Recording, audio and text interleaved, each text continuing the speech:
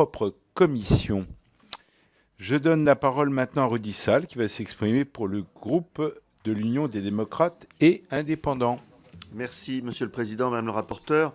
Avant de débuter mes propos, permettez-moi de saluer le travail accompli sur le terrain par tous les acteurs en faveur du développement de l'éducation artistique et culturelle.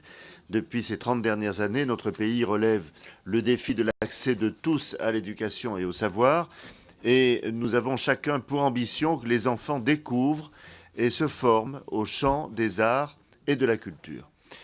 Notre collègue Sandrine Doucet a pu constater la multiplicité des projets conduits dans les territoires les plus fragiles de notre République, les quartiers de la politique de la ville et les territoires ruraux et périurbains les plus éloignés de l'offre culturelle. Nous avons à présent une image précise des avancées réalisées et des voies d'amélioration possibles. L'éducation artistique et culturelle était un des rares points de consensus lors de l'examen du projet de loi d'orientation et de programmation pour la refondation de l'école de la République. Et parce que nous connaissons l'importance du soutien à la démocratisation et à l'éducation artistique et culturelle pour la cohésion de notre société, nous ne pourrons oublier la baisse drastique de ces crédits lors des 2 premières années du quinquennat.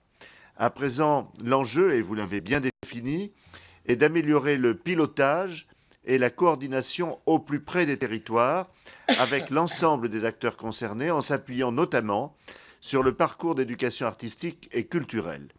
Si nous souscrivons tous au développement de cette politique, on constate que la façon dont les choses s'organisent localement est parfois un peu confuse, tandis que les moyens se réduisent. Le rapport souhaite conforter l'État dans son rôle stratège, notamment pour servir l'équité territoriale, mais n'oublions pas que les collectivités territoriales doivent aussi être pleinement reconnues pour la place qu'elles tiennent dans notre vie culturelle. Vous faites de nombreuses recommandations, une trentaine, pour renforcer la coordination à l'échelle locale, mais quelles sont les mesures prioritaires à mettre en place? Enfin, comment s'articulent désormais les notions d'éducation artistique, sensibilisation permanente aux arts et à la culture à travers un ensemble de disciplines, et d'enseignement artistique, formation plus technique et approfondie d'un instrument par exemple, dispensée notamment dans les établissements spécialisés comme les conservatoires ou les écoles de musique. Et est-ce qu'une continuité est assurée depuis la sensibilisation jusqu'à la formation des futurs amateurs ou professionnels? Je vous remercie. Merci Rudy Sall qui s'exprimait pour le groupe de l'Union des démocrates et indépendants.